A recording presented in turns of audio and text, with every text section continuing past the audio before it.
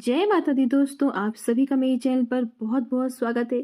माता अन्नपूर्णा की कृपा हम सभी पर सदैव बनी रहे, यही मंगल कामना के साथ आज का ये वीडियो मैं प्रारंभ करती हूँ। आज का ये जो वीडियो बना रही हूँ मैं आप सभी के लिए बना रही हूँ। माता अन्नपूर्णा की पूजा हमें कैसे करनी चाहिए और ये जो पूजा होती है विशेष कर किस दिन हमें जरूर करनी चाहिए।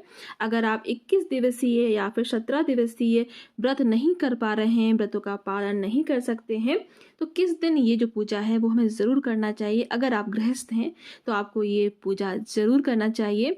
तो ये जो पूरी पूजा की सामग्री है वो मैं पहले ही शेयर कर चुकी हूँ। अगर आपने ना देखी हो तो आप जल्दी से जाकर देख लीजिए, जिससे संपूर्ण पूजा सामग्री आप पहले से ही उसकी तैयारी कर रख सकें, उसको मंगा कर रख सकें। तो देखिए, जहाँ पर आपको ये पूजा करनी है वहाँ पर बिल्कुल स्वच्छ कर लें। सभी चीज़ों को आप स्वच्छता से आप अच्छी तरीके से ध्यान रखें। स्वच्छता का सबसे ज़्यादा ध्यान रखें। आपकी जो रसोई है, अगर रसोई में जगह है तो आप रसोई में भी ये पूजा कर सकते हैं। अगर वहाँ जगह नहीं है तो अपनी पूजा वाली जगह पर, जहाँ पर आपका घर का मंदिर रखा हुआ है, वहाँ पर भी आप पूजा कर सकते हैं। बस ध्यान रखिएगा कि आप पूरब की तरफ मुख कर बैठे। एक चौक पूर लें अच्छी तरीके से, फिर उसके बाद पट्टा बिछाएं और लाल वस्त्र बिछाकर माता की स्थापना करेंगे। मेरे पास यहाँ अन्नपूर्णा माता और शिव जी की फोटो है, तो मैंने थोड़े से चावल का आसन देकर उनको स्थापित कर लिया है। और फिर हमें यहाँ पर एक दीपक जलाना है। दीपक को भी आसन देकर हम जलाएंगे, कभी भी दीपक को बिना आसन के ना रखिएगा। अब हमें यहाँ अनाज चाहिए, तो मैं यहाँ दोनों अनाज रख रही हूँ, गेहूं भी और चावल भी। आप इनमें से कोई एक भी रख सकते हैं, पर ध्यान रखिएगा कि आप किसी धातु के कटोरे में रखें तो बहुत अच्छा रहेगा, या फिर स्टील के में अगर रखना चाहते हैं तो स्टील के में, नए स्टील के बर्तन में रखें। अब देखिए, यहाँ पर आपको जो माता अन्नपूर्णा है उनको बनाना है, क्योंकि माता अन्नपूर्णा की जो स्थापना है वो हमें ज़रूर करनी चाहिए। अगर आपके पास कोई विग्रह है तो उनको रखकर भी आप पूजन कर सकते हैं। अगर नहीं है तो सुपारी लेकर उसके ऊपर चारों तरफ से हम कलावा लपेट देंगे। कोशिश करेंगे कि जो सुपारी है वो हमें ना दिखे, सिर्फ हमें इसका ऊपर का जो कलावा है वो दिखे। तो जो हमने चावल लिए हैं, चावलों की ढेर के ऊपर हमने माता को स्थापित कर दिया है। अगर आपके पास यहाँ पर इनका विग्रह है तो आप उनका अभिषेक कर कर उनको स्थापित कर सकते हैं। आप यहाँ शिव जी को भी स्थापित कर कर उनकी पूजन कर सकते हैं, पर मेरी फोटो में ही शिव जी हैं तो मैं उसमें ही पूजा कर लूँगी। अब यहाँ पर हम थोड़े से चावल का आसन देकर गणपति जी को विराजमान करेंगे। गणपति जी का पूजन करने से ही हमारी जो पूजा है वो शुरू होगी। अब यहाँ पर मैंने एक छोटे से लोटे में जल भरकर रख दिया है। ये कलश नहीं है, बस जल भरकर रखा है। जब भी हम कोई पूजा करते हैं उसमें हमें कोशिश करना चाहिए कोई भी एक पात्र में, एक लोटे में या फिर एक ग्लास में, जो भी आपके पास हो, उसमें जल भरकर जरूर रखें। उससे हमारी जो पूजा है वो जो है अच्छी तरीके से शुभता से पूरी होती है, कोई भी नेगेटिविटी नहीं आती है फिर हमारे आसपास। तो यहाँ पर देखिए, सभी जगह पहले हम गंगा जल से थोड़ा सा पवित्र कर लेंगे, फिर अपने हाथों में थोड़े से अक्षत और पुष्प लेकर आवाहन करेंगे। हे गणपति जी, हे शिव जी, हे माता अन्नपूर्णा, हमारी पूजा को स्वीकार कीजिएगा और अगर हमारी पूजा में कोई भी गलती हो जाए तो उसे माफ़ कीजिएगा। तो सबसे पहले हम गणपति जी का पूजन करेंगे, दीपक का पूजन करेंगे। मैंने यहाँ जो दीपक जलाया है वो तिल का जलाया है, आप घी का दीपक भी जला सकते हैं। इसके बाद जो हमने बेला लिया है, यानी कि मैंने एक, आपको दिख रहा होगा, एक कटोरा लिया है। ये कांसे का कटोरा है। इसमें कम से कम 5 या 7 टीका लगा लेंगे। आप चाहें तो 21 टीका भी लगा सकते हैं। अब हम भगवान शिव को, माता जो हमने बनाई हैं, स्थापित की हैं उनको, और जो फोटो में माता है सभी को हम तिलक लगा लेंगे। चंदन से, रोली से तिलक लगा लेंगे और माता पर मैंने एक वस्त्र रूपी कलावा और चुनरी अर्पित कर दी है। आप विशेष कर ध्यान रखिएगा, माता अन्नपूर्णा को सुहाग का सामान और चुनरी जरूर अर्पित कीजिएगा। इस दिन आपको अपनी रसोई की भी पूजा करनी है, तो रसोई में आपको बिल्कुल स्वच्छता का ध्यान रखना है। आपको इस पूरे महीने में आपको साफ सफाई का विशेष कर ध्यान रखना है, खासकर कि रसोई में कभी भी कोई भी झूठे बर्तन ना रात में आप छोड़ें। और जितनी भी आपकी रसोई में चीज़ें हैं, कोई भी ऐसी चीज़ ना हो कि जो चीज़ खराब हो रही हो या फिर गंदी रखी हो। आपको विशेष कर ध्यान रखना है इस पूरे महीने में कि आप अपने किचन को बिल्कुल साफ सुथरा और चमका कर रखें। और इस दिन, यानी कि अगर आप 21 दिन की व्रत रख रहे हैं तो वो शुरू हो चुके हैं, अगर 17 दिन की रखने वाले हैं तो वो शुरू होने वाले हैं।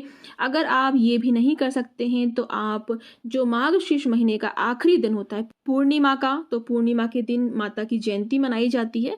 ऐसा माना जाता है कि माता इस महीने, अन्नपूर्णा माता अगहन के महीने में ही इस पृथ्वी पर अवतरित हुई थी, इसीलिए विशेषकर ध्यान रखा जाता है कि माता को हम बहुत अच्छी तरीके से मनाएं, पूजा पाठ करें और उनको प्रसन्न करें।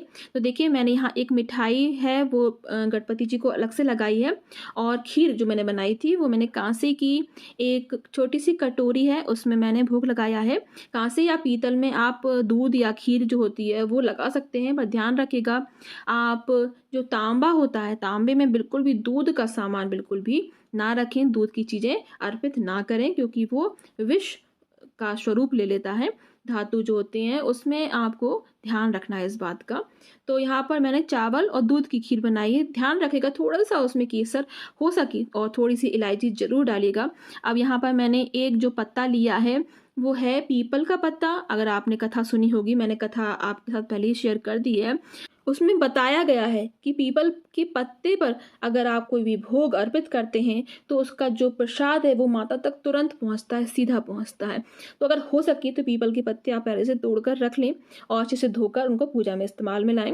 यहाँ पर सभी जगह हमने फूल और फल अर्पित कर दिए हैं। फूल अगर हो सके तो लाल पुष्प अर्पित कीजिएगा, शिव जी को सफेद पुष्प अर्पित कीजिएगा और गणपति जी को पीला पुष्प अर्पित कीजिएगा। और यहाँ पर एक पान के पत्ते पर मैंने मुख शुद्धि के लिए माता के लिए लौंग, इलायची और बताशा रखा है। अगर मिल जाए आपको तो जरूर रखिएगा। और यहाँ पर हम थोड़ी सी दक्षिणा रखेंगे, जिससे कि अगर हमारी पूजा में कोई भी कमी रह जाती है तो वो पूरी हो जाए। और इसको बाद में आप किसी भी पंडित को या ब्राह्मण को दे सकते हैं। बहुत ही छोटे रूप में हम ये पूजा करते हैं। तो इसके बाद आपको थोड़ा सा 5 या 7 चीज़ों का आपको यहाँ 16 श्रृंगार बनाना है, और यहाँ पर श्रृंगार 5 या 7 आपको माता को सुहाकर जरूर अर्पित करना है। इसके बाद आप इसको साइड में रख दीजिए, माता को छुआकर। फूल फल मिठाई का ध्यान रखिएगा, आपको जरूर अर्पित करना है। और यहाँ पर जो भी हम चीज़ें चढ़ा रहे हैं, जैसे अनाज है, जो भी चीज़ हम रख रहे हैं, वो आपको ध्यान रखना है, आपको अपने घर में ही रखना है, इसको बाहर नहीं जाने देना है। अगर ये फूल भी पुराने हो जाते हैं तो आप इसको अपने घर में ही या गार्डन में कहीं पर भी डाल दें, गमलों में। उसके बाद देखिए आप थोड़ी सी जो पुष्प हैं और अक्षत हैं वो अपने हाथों में ले लीजिए, और जो माता की कथा है अन्नपूर्णा माता की वो सुन लीजिए। मैंने कल ही अपलोड की है कथा की वीडियो, अगर आपने ना देखी तो आप देख लीजिएगा। आप वो कथा चलाकर भी ये पूजा कर सकते हैं। इसके बाद देखिए यहाँ पर आपको जो गड़ा होता है, हमारे यहाँ गड़ा कहते हैं इसको, एक धागा बनाना है मौली से, या फिर आप किसी भी धागे से बना सकते हैं। तो मैंने यहाँ डबल मौली को करके इसमें 21 गांठों का धागा बनाया है। आप 17 गांठों का भी बना सकते हैं। और इसको पूजा के बाद आपने गले में धारण कर लीजिएगा। इसको पीपल के पत्ते पर रखकर इसका पूजन कीजिएगा, और इसके बाद आपको इसको पूजा कर कर आपको धारण करना है। बहुत सारे लोग लास्ट पूजा के दिन ही धारण करते हैं, कुछ लोग पूरे 21 दिन तक धारण करे रखते हैं। तो जैसे भी आपके यहाँ परंपरा हो आप करिए। आप अब देखिए मैं कपूर से आरती कर रही हूँ, तो उससे पहले गणपति जी की आरती कर लेंगे। बहुत ही प्रेम से, बहुत ही भाव से हमें पूरी आरती गाना है, और माता की और शिव जी की हम यहाँ पर आरती गाएंगे। अब हाथों में थोड़ा सा जल लेकर हम आचमन कर देंगे, बार देंगे, और आरती भगवान को भी देंगे और अपने आप को, अपने पूरे परिवार को आरती देंगे। और ये आरती थोड़ी सी आपने किचन में धूप दीप जरूर दिखा लीजिएगा। अब हम अपने पल्लू से माता के चरण छुएंगे, और जहाँ जिस आसन पर बैठे हैं वहाँ जल जरूर छोड़कर ओम इंद्राय नमः जरूर बोलिएगा, नहीं तो आपकी जो पूजा है उसका फल इंद्रदेव ले जाते हैं। तो देखिए इसके बाद आपको ध्यान रखना है विशेष करके आपकी जो चावल और जो मिठाई अर्पित की है वो आपको अपने घर पर ही रखना है। जो चावल है आपको अपने भंडारे में भरकर रख लेना है, उसको किसी को नहीं देना है। जहाँ पर भी रसोई में आपने भंडारा भर के रखते हैं वहाँ पर ये चावल आपको थोड़े थोड़े पूरे साल तक यूज़ करने हैं। जैसे अगर आप 5 किलो लेकर आते हैं तो थोड़ी सी 1 मुट्ठी उसमें डाल दें, फिर 5 किलो जब लेकर आते हैं तो फिर उसमें 2 मुट्ठी डाल दें। इस तरीके से पूरे साल आपको ये बचा कर रखना है और पूरे साल इन चावलों का इस्तेमाल करना है। इस तरीके से हमारी आखिरी दिन की पूजा संपन्न हो जाएगी। इसके बाद भी अगर आपके मन में कोई क्वेश्चन हो आप मुझसे जरूर पूछिएगा, मैं जल्दी से जल्दी आंसर करने की कोशिश करूंगी। तो आज का ये वीडियो मैं यहीं समाप्त करती हूँ। इस वीडियो को ज़्यादा से ज़्यादा जरूर शेयर कीजिएगा, न्यू है तो सब्सक्राइब कर लीजिए, बेल आइकन को प्रेस करना बिल्कुल भी ना भूलेगा। और आप सभी को अन्नपूर्णा माता की जयंती की आप सभी को बहुत बहुत शुभकामनाएं। और आपको ध्यान रखिएगा, एक बार और मैं आपको बता दूं कि ये जो भोग प्रसाद है या चावल हैं घर के बाहर नहीं जाने चाहिए, ये आपको खुद इस्तेमाल करने हैं, खुद अपने घर पर रखना है। सारी मिठाइयाँ पूजा के बाद आप तुरंत उठा लीजिएगा। तो इस वीडियो को शेयर करना बिल्कुल भी नहीं भूलिएगा, और ज़्यादा से ज़्यादा शेयर कीजिएगा, लाइक जरूर कर दीजिएगा। आप सभी का बहुत बहुत धन्यवाद।